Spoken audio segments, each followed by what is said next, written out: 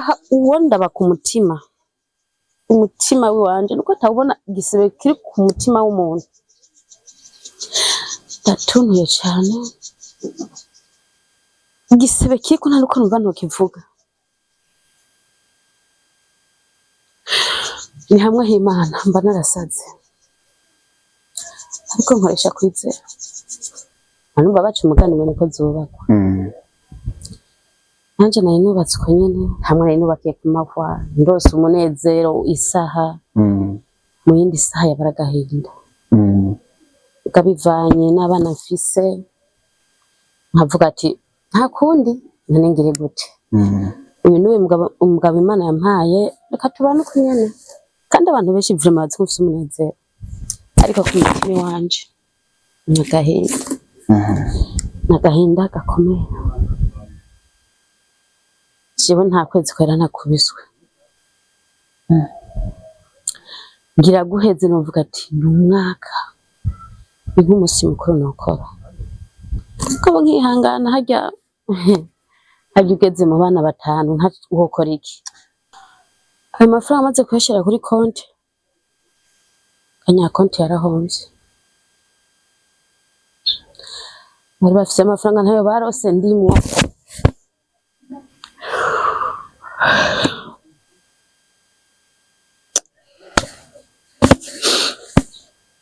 yarageje gusigurira umugabo wanje ahubwo yambwiye ko ariko ndamuhenda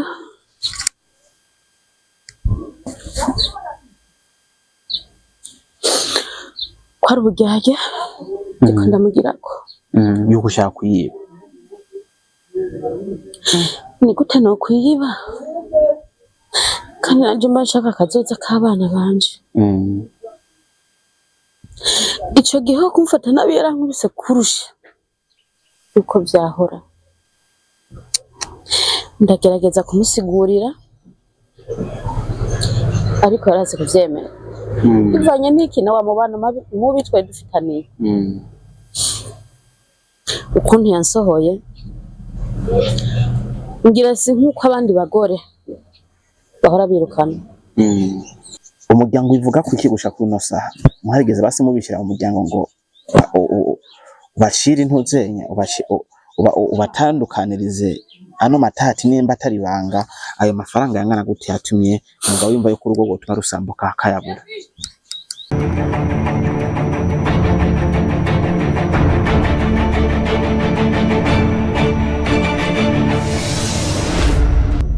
amahoro y'Imana abane namwe inshuti bakunzi ba G5 Media twizeye neza yuko aho muri hose muri mpunda marembe ndetse mumeze neza muguwe neza jewe ndashima Uwiteka kuba ngihumeka ndashima Uwiteka kuri zino mpemu zonyine ngihumeka kubera ko nta kiguzi je nazitangiye kugira ngo nshobore kuba ndiko ndabaho nta n'ikintu na kimwe nsumvye abandi nta n'ikintu na kimwe nsumvye umuntu numwe ari kuri no si yarurema bitari kubera mukundira ko ahumeka usivye ko gusa Imana ari impereza ano mahirwe kugira ngo nshobore guhumeka bigakunda ndetse nkaguru nkagenda bigakunda nkumva yuko amagara ameze neza ubwo rero aho uri hose nawe ushimira Uwiteka nimba nawe bimeze nkuko nanje bimeze ariko kandi unayisabe kuranirwa mu vyukora ndetse mu bawe n'ibindi byinshi bitandukanye uno munsi aho ndi sahantu hameze neza sahantu hari umunezero sahantu hari ibyishimo ndetse sindi kumwe n'umuntu arangwa n'umunezero nkuko musanzwe mubizi ariko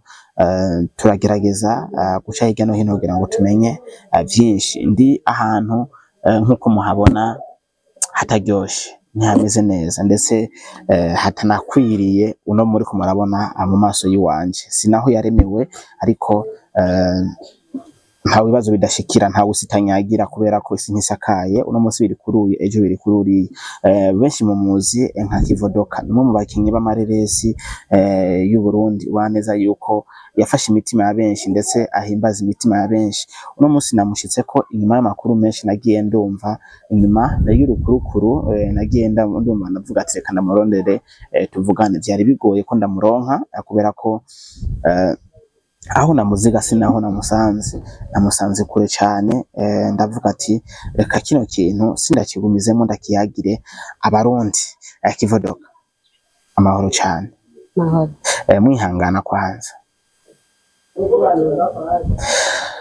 ariko mwaramusa neza meze neza nyene bukebuke. unyihanganire kuba nabavogereye bitari ngombwa gusa nyene niko ndi uranzi ko ngorana ndagorana uranyihanganira. Angora. Undamukiriza kwanza abakunzi ba G5 Media. Okay, ndabaramukije mumeze neza nanje ndaho ndashima. Ego. Yes nuko ntera nja ku ntego ni Kivodo kamaze imisi atari karaboneka na cyane cyane baneza yuko filme iryose ry'umupfakazi isa nimaze imisi itari mike itari kira postingwa ku rubuga rwa Bukeneza official ndetse bivugwa neza yuko ari kutaboneka kuri wawe byo bari vyo. Kubwi wanje ico navuga bene ndamaze igihe kinini ntaboneka kinini. Ego. Kutaboneka uzi ko ari igikorwa uri uragaragaramo ntabona neza yuko ari kwica akazi kundi mugenzi wawe asanzwe abifisemo ukuboko kunini.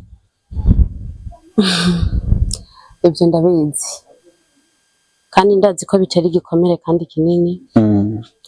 Ariko nanje kubwi wanje byarashitse kandi byashitse ndabishaka. Cyo namusaba ko yakomeza kwihangana. Nta na gahunda uvuze ugaruka gukora. Imana yonyene kubwi wanje ntavyo ndiko ndabona. Ariko kubera Imana ari nkuru yashobora gukunda. Kandi nyuma yazerera ko kabisa kuva mu gisagara ca Bujumbura ukimukira ku Muzinda vyihutihuti nkuko ikibazo ni ikihe amazi mu gisagara zimvye kuruta yino ku Muzinda. Ikibazo mbavije kiraremereye mugabo kwari inzu usangine ntaco tuma ntakwishura. Mu gisagara amazara zivye ariko mfise ibibazo vy'iwanje. Ibibazo vy'iwanje vyatumye nozima. Nanje kuba ndi ngaha siko ndahanezererewe.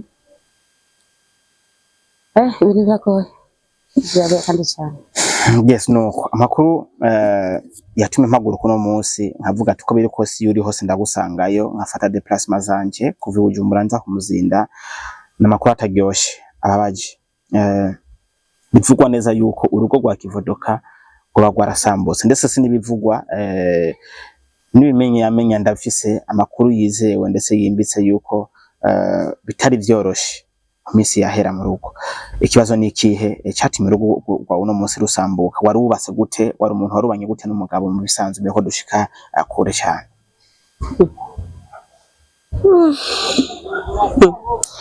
Ni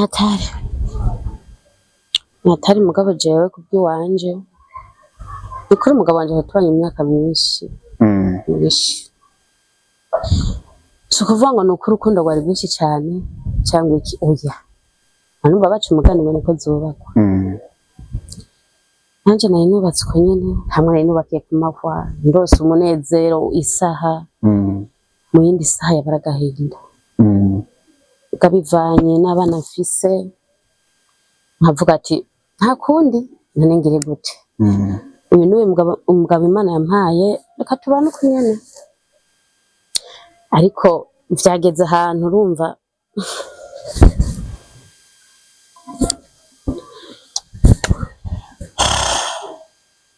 apore sana. Ingo zose zirafise ibibazo vyazo zirafise ibibazo bitandukanye abantu tukina turahura navyo mu ngo. Umugabo atabaye mubi umugore araba mubi canke bose ugasanga babaye binani.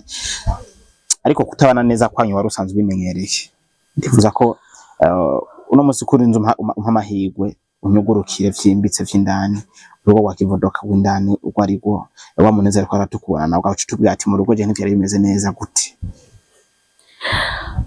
Uko nabivuga ndi kuri tele ntegerezwa kwerekana umunezero kuko simpaka kira muntu wese acamenye ivy'iwanje.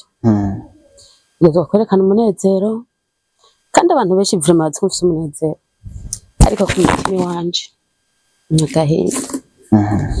nagahinda gakomeye. Jewe nta kwezi kwera nakubiswe. Ngira guheze novuga ati ni umwaka ni nk'umusi mukuru nokora Kabo nkihangana harya ugeze mu bana batanu wokora iki? Ico nokora nta kwezi kuhera udakubiswe ufise abana batanu mu nzu. Ariko biba bimeze gute kuba mwirirwa murashwana imbere y'abana banyu mugeze kuri batanu, ko abakuru ba mbere bafise ubwenge babona ahari ibibazo, ahari ingorane, babona ati naka ni mubi ubu ni mubi. Biba bimeze gute kwicara muri ko murashwanira hejuru imbere y'abana buri gihe? Iyo Satani amaze kwinjira mu rugo, ivy'abana uza kwibuka ivy'abana ari uko ingorane zahetse. Mu nyuma ntuza kwibuka ko ufise abana, kandi ukibuka abana kuriko babizi ingeso mbi. Ntukaza kuvyibuka ari uko vyabaye. Umugabo wanje aho vyarinze bigera nkava mu rugo,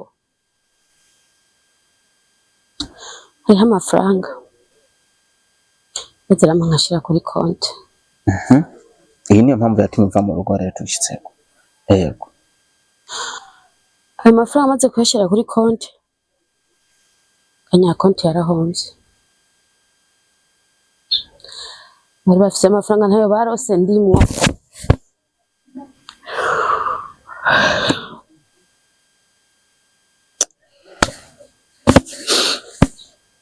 Yarageje gusigurira umugabo wanje, ahubwo yambwiye ko nariko ndamuhenda.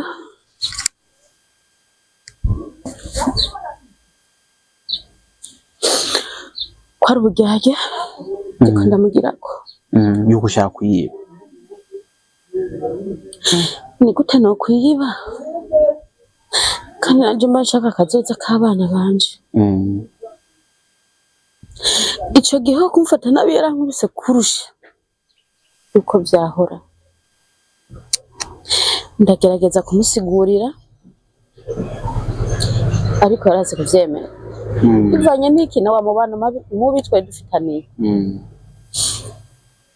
Ukuntu yansohoye ngira si nkuko abandi bagore bahora birukana. Kubwiwanje naragerageje ko ntova mu rugo, mugabo yarazi. Ariko kureka atigeze agira amatohoza baswa ko amabanki cyangwa amashirahamwe yo kubitsa amafaranga yugawe mu gihugu ni menshi. Hari microfinance nyinshi cyane zugawe mu gihe cyaheze, bivaye no kwesabeze kwija amategeko asabwa na leta. Kuri kibazo atigeze agira amatohoza ngo amenye koko vyanyavyo ivyo karambwira nivyo, nimba yarayagize ivyapfiriye he.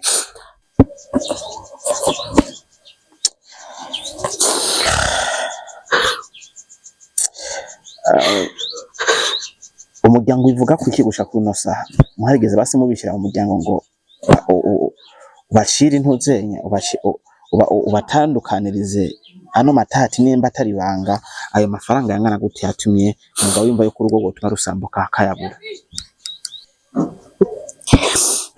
Amafaranga kuri jewe ni menshi cyane, kandi no kubwiwe kubona hitamwe gusambura urugo ni menshi. Zari miliyoni 10 nizo mari mumaze kuziganya. Nizo zatumye isaha ntari mu rugo wanje ndiko ndahangayika. Ibindi byose navyihanganira nkavyubakira ko, ariko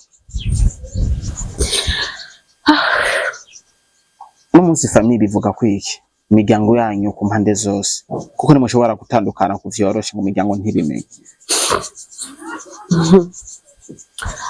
Imiryango yiwe myinshi ruguru kandi nanje nuko nyine, kandi n'ivyinshi biba ngiye kubishira mu muryango ntavyemera akavyanka.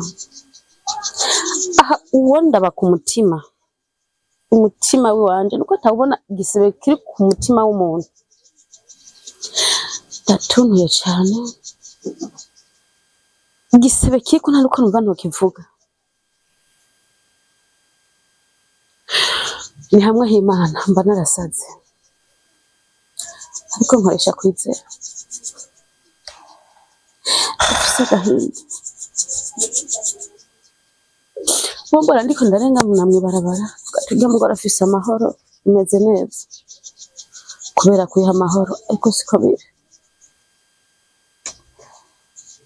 Pole sana, bihangane. Uno musurina kumusindase hafi y'Igisagara, umuryango wawe uno munsi watandukanye, watagaranye.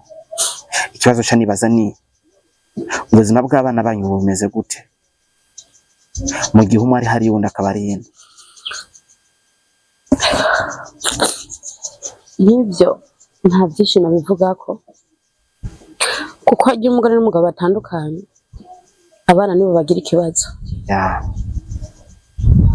Ubu sinovuga ngo abana banje bafise amahoro. Ego abavyeyi bose barafise ico bamaze ku bana, ko mpamva baca umugani ngo umwana ni nyina.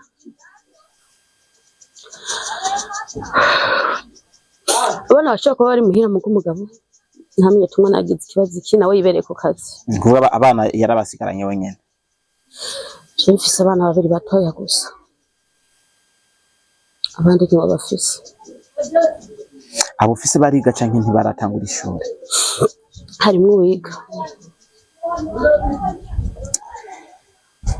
Bene data, none uwo yiga bica bigenda gute mu gihe ubona neza yuko uri kure yaho yahora yiga? Ivyo ukunda ko hava iyo ndi ngo aje kwiga kuko ni mutoya. Umwana ari mu wa kabiri aba ari muto. Ntivyari gukunda ko ndamusiga, kandi nabo bandi umwanya wose amatelefone acanako ko bagomba kunsanga iyo ndi, ariko nicokunda. Nahisemwo ko baguma kwazi. Abakozi ba G5 Media mu by'ukuri hari ibintu biba bibabaje, hari ubuzima umuntu acamwo bwagoye, hari ibintu acamwo umuntu akavuga ati ese Imana yampevye canke niki, ariko uko biri kose ndakeka yuko dogomba kwihanganishanya muri ibi canke biriya, kubera ko nimba uno munsi uyagize ikibazo ejo mbanze neza ko ari nzotahukirwa, ejo nje nzoba nshikiriwe.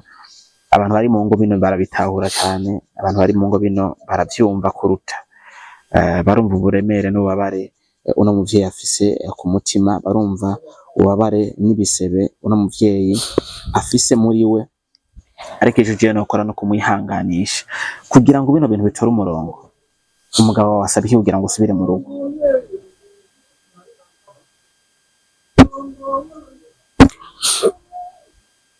Kwewe kubwiwe avuga amafaranga yiwe ko ari yakeneye,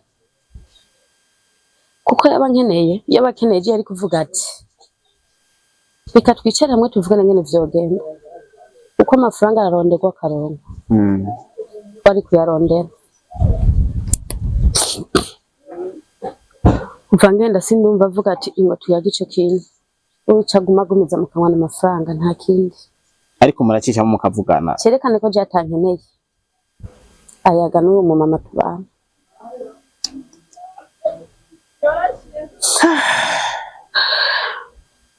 uriko urakora ikibazo kugira ngo ino situation uyivemwo amahoro. Mbese hamwe nyene atoboneka twumve yuko ugiye kwahukana burundu kubera amafaranga miliyoni 10. Ico nshira imbere n'Imana nta kindi. Imana yonyene niyo nshira imbere, kandi Imana ntacinaniwe. Iyo nyene niyabona ko nkeneye gusubira mu rugo, inzira zayo ni nyinshi. Amafaranga nzoyaronka amanda yasubize amasubira mu rugo, sinuko nka gusubira mu rugo kuko naba ntaye abana banje. Ariko gusubira mu rugo nivyo ntariko ndabona, ntariko ndanatahura. Ni za nzira z'Imana nyene zirenga 1000 zonyene, kubwiwanje ntavyo ndiko ndabona.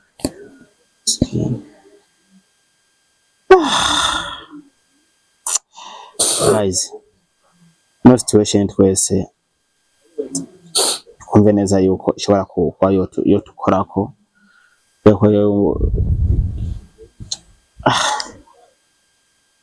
je ndubatse ndakuze ndatahura ino situation, niyo mpamvu agahende umuvyeyi afise ndiko ndakumva cyane. niba barafise ndiko ndawumva harya urugo umaze kuronkamwo ibibondo bitanu ndetse harimo abamaze gukura ntivyoroshe ko wumva yuko umenga worero kura ngo rubomo kuko nyene rusambuke rugende si ikintu coroheye umutima kumva ko kwakira gutandukana n'umugabo nubwo bameze uko kubera ko baratubwira ati umugabo uko aba ari kose n'uwawe n'umugabo ugomba kumutunga peu importe ko yabaye mu buzima bwo gukubitwa bwo kurira cane bwogira iki ariko yakomeje gusigasira urugo rwiwe avuga ati ko biri kose ngomba kubaka kubera ko narabihisemo. Uno munsi arangaye ari mu gahinga ari ku Muzinda neza neza ni mu ntara ya Bubanza avuye Bujumbura ahunga nyuma y'ibi bibazo urumva neza yuko akomerewe cyane. Ubwo ikintu cya mbere numva nosaba n'amasengesho kuri buri muntu wese kabisa dusengeye ino situation kubera ko bino bishobora kugaruka gutukisha kandi gisata cya filime mu Burundi avuga ati ni baba nenye twavuze ko batubaka niki kandi twiyibagiza yuko atawudashikirwa n'ivyago kandi bino ntavya bihuriye n'igisata ciwe. Ubwo abandi tubishoboye tugomba kumenya ico gukora tumufashe gutuna muvyeyi dukora iki kugira ngo ino situation ayivemo. Kivodoka jewe tuko ndiyumvira ikintu sinzi umugabo wengera ameza ariko ndiko ndiyumvira hari ico bitwaye umuntu amwegereye akamubaza kumviza icagona kubera ko petete ushobora kubutaronka kugira ngo usubire kwicarana nawe yage nawe vyimbitse kuko bari kure ntibayaga ariko petete cyabone imba ryaraturu irashaka kuyaga mwatuje mukumvikana. Ntangorana arinza kwemera ko mwoyaga je nta kibazo mfise nta na kimwe arinza kwemera ko mu mukayaga je niko ntangorana nini urumva ko kiguma mu kanwa ati imisi ndayarondeye ni imisi itari mike tuzokwama turi mu nzu zo gupanga mugabo ntiyumvira yuko nanje nkeneye kuva mu nzu yo gupanga aca yiyumvira ibindi ko nasize mu nzu wanje nico kimbabaje. None konte wayuguruje wenye ntigeze wewe nta zina giyo riko kugira ngo amenye nyine konte twari twarayuguruje hamwe yabigi wanje guteje nyine safi kuvuga ko nawe nyine konte yarayizi ukiriho arabizi neza cyane.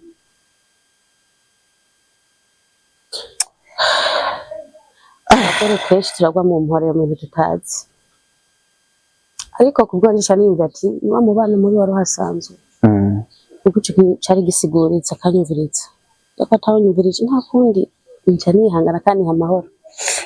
Sasa uno muzi twumve yuko mu gisata tukumenyereyemo ca filme cyo kubaka ingo n'imiryango nubwo ubwo ariko rasambuka tugiye kukubura burundu kubera ko situation kubera ko sinumva yuko bizavyoroshe kubona Kivudo kavuye ku Muzinda amanutse muri tournage Bujumbura ngo asubire ku Muzinda bimeze gute uri kupanga iki kugira ngo petete akazi kawe kaze gakomeze tuzokomeze tukubona mu bikorwa wari kuragaragaramo. Sinze kubesha simbona ko bizokoroha kabisa biragoye cyane. Ibikorwa harimo ubuno munsi rebe n'ivyo bumve ko bigiye gupfa bizopfa bazoca barabubundi buryo bakoresha bakora bakihangana. Nanjye si jewe nanjye ndakunda igikorwa cyane kandi gose yego ndakunda akazi kiwanje urumva nimvo nyene itamvuyeko. Bino bintu bishobora guca imitima benshi abifuza kubaka ingo zabo bifuza kurujamwo canke abarurimwo babarabira ko nk'akarorero akavuga ati banaka ndakunda uburyo babayemo n'umukaza twumva yuko namwe muri ndani murira n'ikihe kintu wohanura abubatse no munsi yakora dukurikirana ndetse ariko bumviriza buno buzima budasanzwe uri kuracamo. Ntage ntacika intege umuntu wese bayubatse ari mu rugo rwe ntacika intege kuko ingo ntizubakwa kumwe ahubwo no mutera intege wewe nyamba bikigendeka kwe kuba ku rugo rwiwe neza ahubwo urukundo mu muryango rukaguma rwiyongera. abagabo si bamwe, abagore si bamwe. Yego. Kabisa nuko murakoze cyane ku muco muduhaye ndetse tubihanganishe cyane ku bibazo muri kumaracamo, nta mvura idahita, ibyo byose ni umuyaga bizogira iherezo, ndetse Imana yafise uko yabitunganije peut-être bizocamo bikarangira, ariko igikuru no gusenga, igikuru no gusenga Nacyo cyambere. mwihangane. Icyo nagomba ndangiza ikiganiro ndabihanganisha, ariko kandi no kubasaba yuko mutocika intege, kubera ko bakabumye bagumako, n'ababishoboye bamwe bumva neza ko hari ikintu twokora kuri wewe, kubera ko je ndimwe mu bantu bakunda urugo rwawe, mu rugo iwawe ndahazi, ndazi ko warubayeho nubwo ntayinzi vyimbise, ko bavuga ati umwenge w'inzu umenywa na mweneyo. Kuvyo je nabonesha amaso vya ibintu biryoshe, kandi niko bimeze. Urugo rwiza ruhishira ibibi birimo, kubera ko nivyo tugomba kuraba kuruta bijya bibi.